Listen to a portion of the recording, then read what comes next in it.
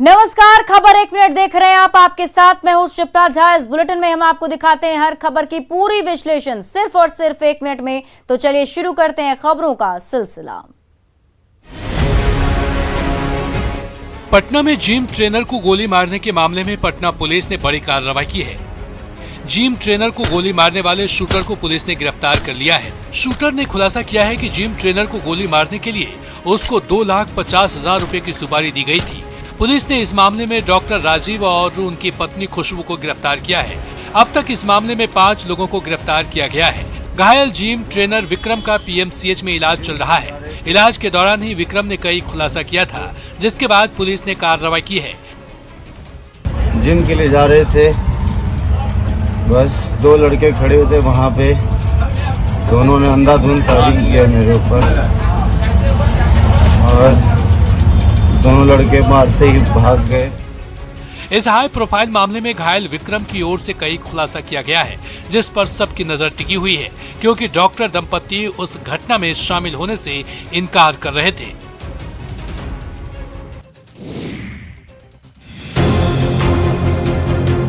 बिहार के स्कूलों में एक बार फिर बम्पर बहाली होने वाली है। राज्य के 8,386 प्राथमिक विद्यालयों में फिजिकल टीचर की नियुक्ति होगी। नीतीश कैबिनेट की बैठक में इस पर मुहर लग गई है। साथ ही कोरोना काल में सरकारी विद्यालयों में साइकिल और पोशाक की राशि को लेकर भी इस साल के लिए 75% हाजिरी की अनिवार्यता खत्म कर दी गई है, ताकि सभी बच्चों को इस योजना का लाभ मिल सके। सरकार के इस फैसले का करीब 2 करोड़ 10 छात्र छात्राओं को लाभ मिलेगा। ये जो 75% की जो अटेंडेंस की अनिवार्यता है, उसको वन टाइम शिथिल कर दिया गया है। 8,386 जो राजकीयकृत प्रारंभिक विद्यालय हैं, उनमें एक शारीरिक शिक्षा एवं स्वास्थ्य अनुदेशक का पद स्वीकृत किया गया है। नीतीश कैबिनेट की बैठक में कुल 21 प्रस्तावों पर मुहर लगी, जिसमें राज्य कर्मचारियों और पेंशन भोगियों को अक्टूबर के 7 लंबित 2 महीने का डीए एक मुश्त दिया जाएगा।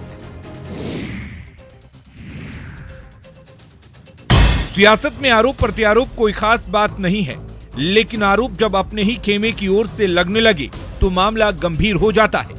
2 साल पहले चुनाव का टिकट अब महागठबंधन के नेताओं के लिए टेंशन का सबब बन सकता है, क्योंकि पैसे लेकर टिकट नहीं देने के आरोप में तेजस्वी और लालू की बड़ी बेटी मीसा भारती समेत 6 लोगों पर मुकदमा दर्ज हुआ है। बिहार के नेता प्रतिपक्ष तेजस्वी यादव, राज्यसभा सांसद मीसा भारती, कांग्रेस नेता मदन मोहन झा सहित 6 नेताओं पर पटना के कोतवाली थाना में केस दर्ज हुआ है। ये मुकदमा कांग्रेस नेता संजीव कुमार ने लोकसभा चुनाव के दौरान 5 करोड़ रुपए लेकर टिकट नहीं दिए जाने का आरोप लगाया है। इसकी पूरी जांच होनी चाहिए और ये राजद की परंपरा है।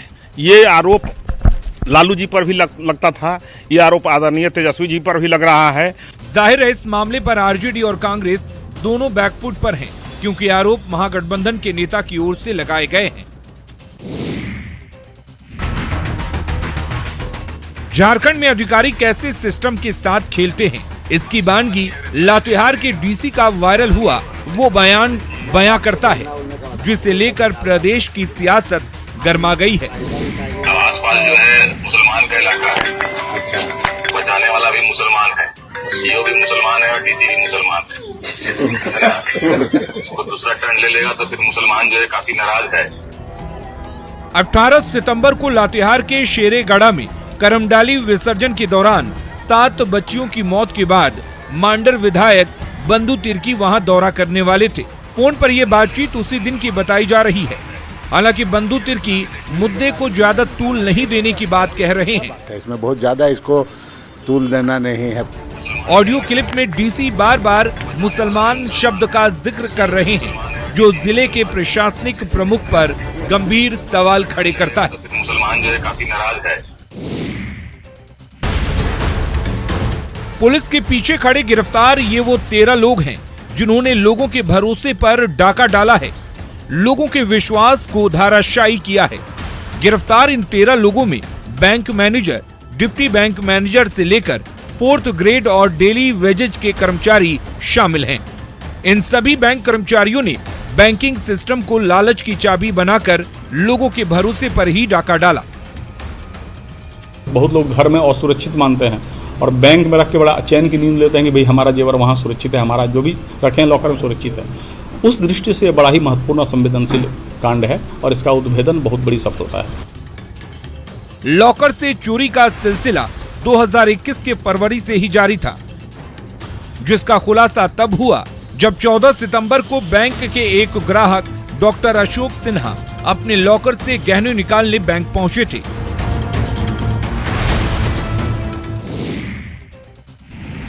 औरंगाबाद में 11 करोड़ 72 लाख की बालू चोरी का नया मामला सामने आया है, जिससे अधिकारियों और बालू माफियाओं में हड़कंप मच गया है। लगातार मिल रही बालू चोरी की शिकायत पर खनन पदाधिकारी ने जब बालू के स्टॉक की जांच की तो पाया कंपनी ने 22,47,700 घन फीट बालू को बिना ई चालान के ही बेच दिया। इस मामले में बारुन थाने में कंपनी के खिलाफ केस दर्ज कराया गया है, जिसमें 11 करोड़ 72,50,000 रुपए के सरकारी राजस्व की चोरी का आरोप लगाया गया है। विशेष टीम का गठन किया गया है, चूंकि ये एक आर्थिक अपराध है तो इसमें बहुत सारे टेक्निकल पॉइंट्स हैं, उसका सत्यापन किया जा रहा है विशेष टीम द्वारा और उसमें लगातार कार्रवाई की।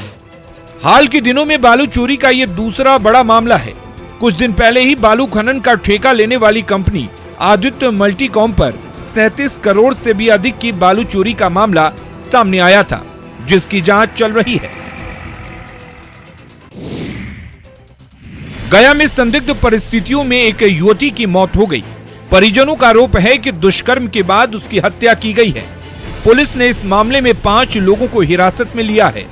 मृतक के परिजनों के मुताबिक लड़की को सुनील कुमार चौधरी नाम का एक युवक अपने साथ ले गया था और उससे रेप करने के बाद उसकी हत्या कर दी। हालांकि एसएसपी ने कहा कि परिजनों ने लिखित आवेदन नहीं दिया है, मामले की जांच की जा रही है। इस बात की कोई पुष्टि नहीं हुई है और परिवार वालों से हम लोग आवेदन भी मांग रहे हैं, तो उन्होंने भी आवेदन अभी तक नहीं दिया है। लड़की के मुंह से झाग निकल रहा था, तो संभवतः पॉइजनिंग का मामला है अभी, और बाकी पहलुओं पे भी हम लोगों ने जांच के लिए दिया है। आरोपी सुनील कुमार चौधरी गुरुआ इलाके में फोटो स्टूडियो चलाता है, जिसने इंटर की छात्रा से दुष्कर्म के बाद उसकी हत्या कर शव को घर के पास रखकर फरार हो गया। मखदूमपुर के विधायक सतीश कुमार दास भी मगध मेडिकल कॉलेज के पोस्टमार्टम हाउस गए और आरोपियों को सख्त से सख्त सजा की मांग की।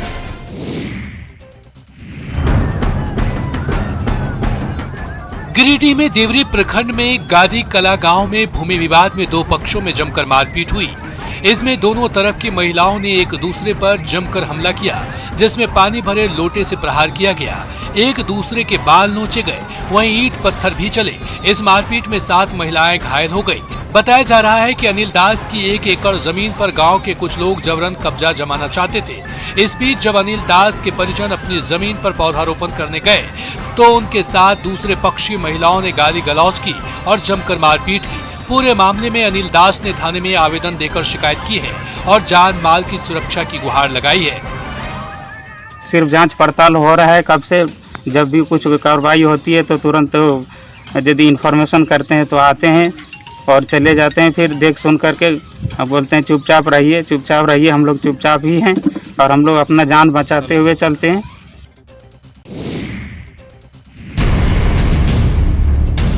बगहा के कई ऐसे इलाके हैं जहां पर जाना आसान नहीं है। ऐसे में ही 2 इलाके में रामनगर पीएससी के स्वास्थ्य विभाग की टीम कोरोना वैक्सीन देने के लिए पहुंची। टीम को 25 किलोमीटर का दुर्गम सफर तय करना पड़ा। इस दौरान कई बार टीम को कीचड़ वाली सड़क और कई नदियों को पार करना पड़ा। टीम की गाड़ी नदी पार करने के दौरान कई बार फंस भी गई। इस दौरान ट्रैक्टर के माध्यम से निकाला गया। कठिन रास्तों का सफर कर स्वास्थ्य विभाग के 17 ANM 15 डाटा ऑपरेटर की टीम पहुंची। फिर लोगों को कोरोना का 2nd डोज का वैक्सीन दिया गया। कोविड का वैक्सीनेशन हम करवा रहे हैं।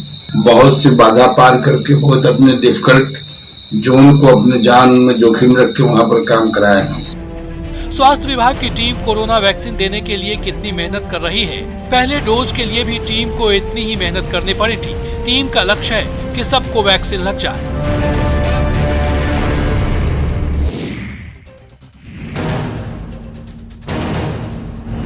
मधुबनी के झंझारपुर कोर्ट ने दुष्कर्म की कोशिश करने वाले आरोपी को एक ऐसी अनोखी सजा सुनाई है जो अब चर्चा का विषय बन गया है। दरअसल आरोपी ललन साफी पेशे से धोबी का काम करता था, लेकिन महिला से दुष्कर्म की कोशिश के आरोप में लोखा थाने में केस दर्ज होने के बाद से बीते 19 अप्रैल से जेल में बंद था। कोर्ट में जमानत याचिका पर सुनवाई के दौरान एडीजी प्रथम ने दोनों पक्षों की दलीलें सुनने के बाद आरोपी की कम उम्र और पहले से कोई आपराधिक इतिहास नहीं होने के चलते सशर्त जमानत पर रिहा करने का आदेश दिया।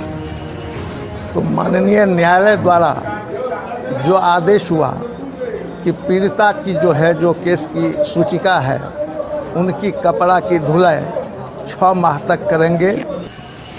कि एडीजी अविनाश कुमार की कोर्ट ने जो आदेश दिए हैं उसकी हर जगह तारीफ हो रही है।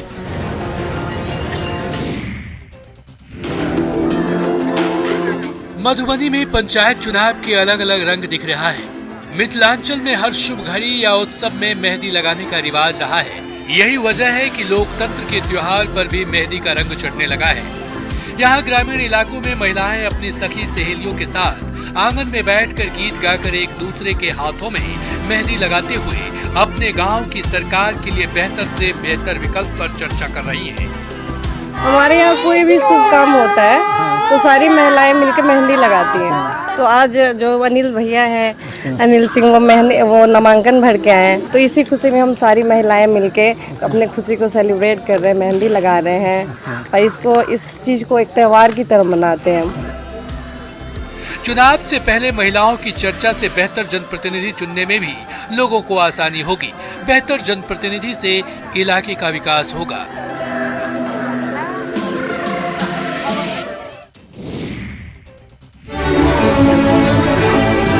बरगद के विशाल पेड़ के नीचे लगी इस भीड़ को गौर से देखिए।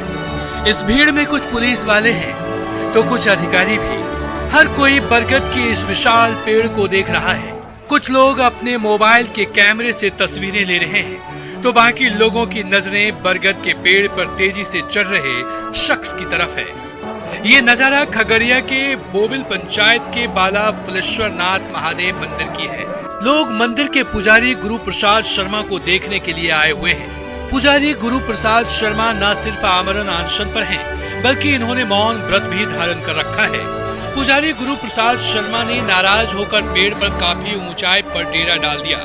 पुजारी गुरु प्रसाद शर्मा प्रशासन के रवैये से नाराज हैं, लेकिन जैसे ही प्रशासन को पुजारी के अनशन की खबर मिली, सीओ ने मौके पर पहुंचकर उनका अनशन खत्म कराया।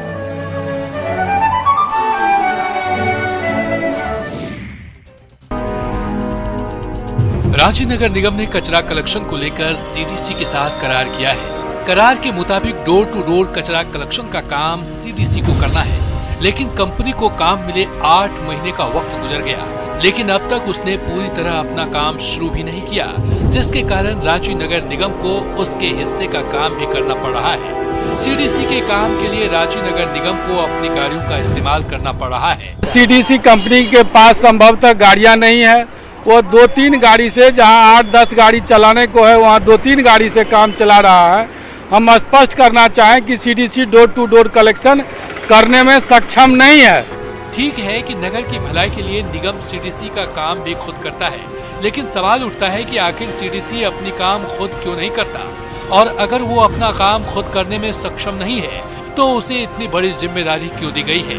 न्यूज़ 18 के लिए रांची से ओम प्रकाश की रिपोर्ट।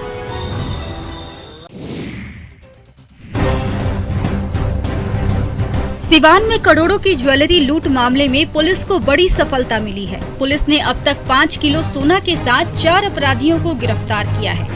पुलिस का दावा है कि लूट में शामिल अन्य अपराधियों की जल्द ही गिरफ्तारी होगी। पुलिस ने अपराधियों के पास पिस्टल और बाइक भी बरामद किया है।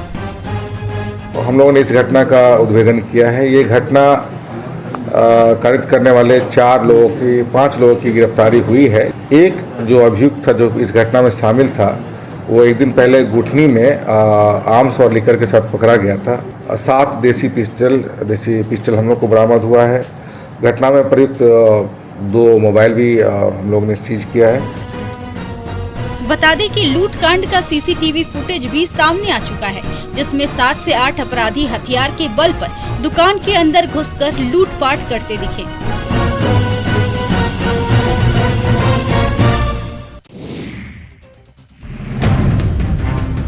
आधी रात का समय है। दो शातिर अपराधी गांधीनगर के सुनसान सड़क पर बढ़े जा रहे हैं। तभी दुर्गा मंदिर के पास उनके कदम ठिठकते हैं। अपराधी गेट नंबर 1 पर लटकते ताले पर वार करने लगता है। बार बार की चोट के बाद भी जब ताला टस से मस नहीं होता तो दोनों अपराधी पीछे दरवाजे को निशाना बनाते हैं। जैसे ही पत्थर से प्रहार करते हैं, ताला टूटता है और दोनों अपराधी भगवान के घर में अटैक कर देते हैं। नोटों से भरी दान पेटी उठाते हैं और पल भर में फर्र हो जाते हैं। मेन गेट का ताला तोड़ा है, मेन अथी का यहाँ नहीं टूटा है तो फिर पीछे वाला ताला को तोड़ने का प्रयास किया। लगभग 8 मिनट तक 7-8 मिनट तक ये तोड़ने का प्रयास किया। तो उसके बाद ताला टूटा है तो बक्सा निकाल के ले जाके उधर भागते हुए देखा गया। दुर्गा मंदिर की दान पेटी 1 साल से नहीं खुली थी, इसलिए भक्तों से दान में मिले नोट और सिक्के उस पेटी में भरे हुए थे। दोनों शातिर अपराधियों की नजर पहले से ही उस दान पेटी पर थी।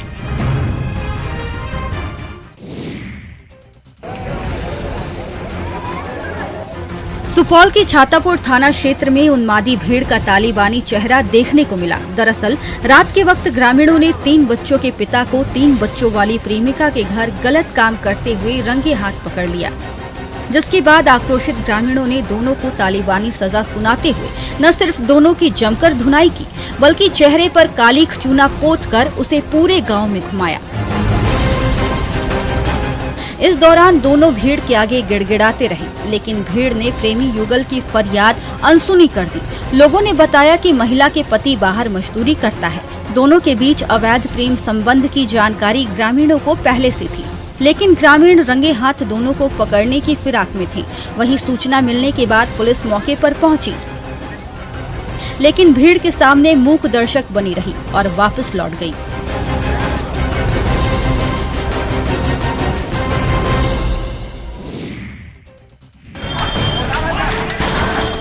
औरंगाबाद के रफीकगंज में पुलिस ने किसानों पर लाठियां बरसाई।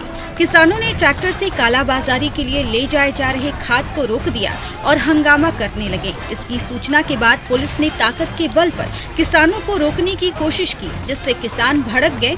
कुछ लोगों ने पुलिस पर पथराव कर दिया तो पुलिस ने लाठी चार्ज कर दी।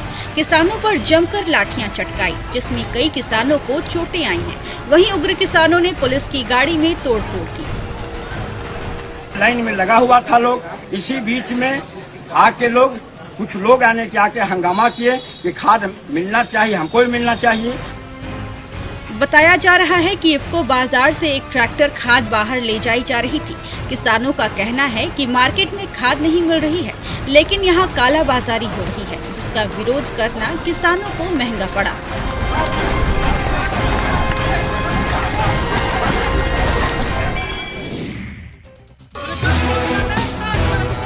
समर्थकों की टोली के साथ गली गली की खाक छान रहे कुश पांडे एबीवीपी के छात्र नेता रह चुके हैं, इसीलिए नेतागिरी का गुण तो उनकी रगों में दौड़ रहा है। लेकिन जनता का दिल जीतना इतना आसान नहीं है। मौका पंचायत चुनाव का है तो झोली फैलाकर नेताजी निकल पड़े हैं गली गली और द्वारे द्वारे।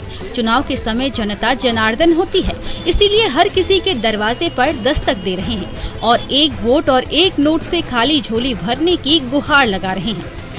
मैं अपने पंचायत के हर घर जाकर एक नोट एक वोट मांग रहा हूं, हर घर जाकर सहयोग मांग रहा हूं, क्योंकि मैं छात्र राजनीति से आगे बढ़कर चुनाव लड़ रहा हूं और एक छात्र हूं, चुनाव लड़ रहा हूं। जैसे जैसे परीक्षा की घड़ी करीब आ रही है, वैसे वैसे जनता की अदालत में नेताजी की जोर आजमाइश तेज होती जा रही है। अब वोटिंग के दिन ही जनता अपना फैसला सुनाएगी।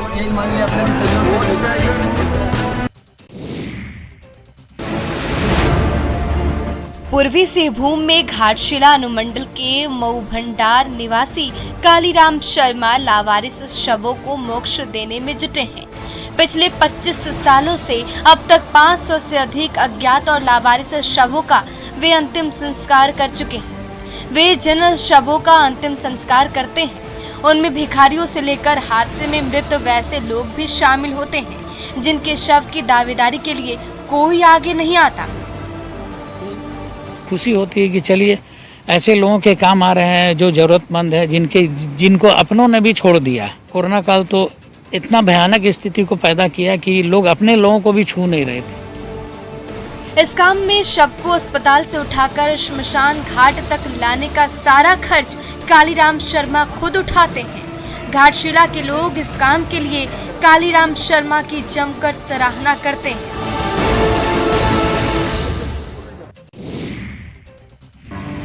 पुलिस का नाम सुनते ही कड़क और रौबदार छवि मन में आती है, लेकिन मुंगेर के जमालपुर रेलवे स्टेशन पर एक रेलवे पुलिस के जवान का एक अलग ही चेहरा सामने आया है। यह जवान रेलवे स्टेशन के प्लेटफॉर्म नंबर 1 पर पड़े लावारिस और असहाय एक बुजुर्ग की सेवा में जुटा है। नाई को बुला करके उनका बाल दाढ़ी कटवाया गया, कटवा करके फिर जो है उनको स्नान करवाया गया, पूरा गंदगी जो था उसको साफ करके और नया कपड़ा लाए और पहना करके। जमालपुर के इस जवान ने मानव सेवा का उदाहरण प्रस्तुत किया है। शेखपुरा जिले के लोदीपुर पंचायत का रहने वाला बुजुर्ग राम नरेश यादव के नाते रिश्तेदारों ने उन्हें भगा दिया था, जिसके बाद से वह इसी स्टेशन पर रह रहा था। बुजुर्ग की हालत काफी खराब थी, उसके शरीर में गंदगी भरा था, जिसे देखते हुए आरपीएफ के जवान ने उसकी मदद करने की ठानी और बुजुर्ग को संभाला। इस वीडियो में पुलिसिंग की एक अलग ही तस्वीर देखने को मिल रही है। पानी में खलबलाती मछलियों का झुंड और उसे जाल में फंसाती मछुआरों की टोली। ये नजारा है शाहजादपुर के उस सोनमाद चौर का, जो सालों भर पानी में डूबा रहता है, जहां रोजी रोजगार की कोई जरिया नहीं है और जहां के वाशिंदे दाने दाने को तरसते रहते हैं। लेकिन आज वही सोनामार चौर 4 पक्के दोस्तों की सूझबूझ की बदौलत जल की रानी का ऐसा ठिकाना बन गया है, जहां पलने वाली मछलियां हर किसी की किस्मत में खुशहाली की सौगात लेकर आई है। सारा चीज सही रहता है तो 2 से 3 करोड़ रुपए हमारे ग्रामवासियों का आमदनी होता है और उनकी आज हम निश्चित रूप से कह सकते हैं कि सबकी आर्थिक स्थिति सुधरी है। शाहजादपुर के ग्रामीणों को जब बिहार सरकार ने आंध्र प्रदेश में मत्स्य पालन की ट्रेनिंग दिलाई तो देखते ही देखते गांव में दर्जनों तालाब खुद गए और किस्म किस्म की मछलियां पलने लगी, जिसने पूरे इलाके की तकदीर बदल कर रख दी।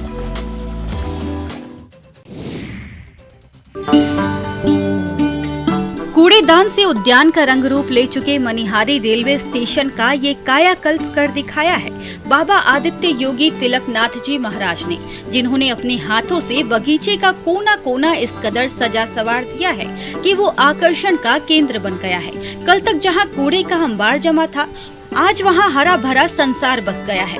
कल तक जिस कोने में झांकने तक को जी नहीं चाहता था, आज वहां खिल रहे रंग बिरंगे फूलों की खुशबू से हर कोई खींचा चला आता है।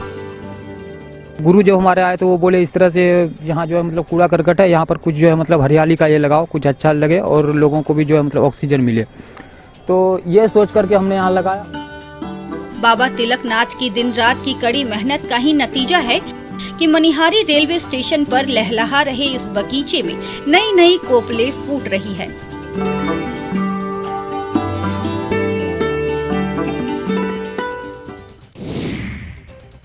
और फिलहाल इस बुलेटिन में अभी के लिए बस इतना ही, लेकिन न्यूज़ 18 बिहार झारखंड पर खबरों का सिलसिला लगातार जारी है।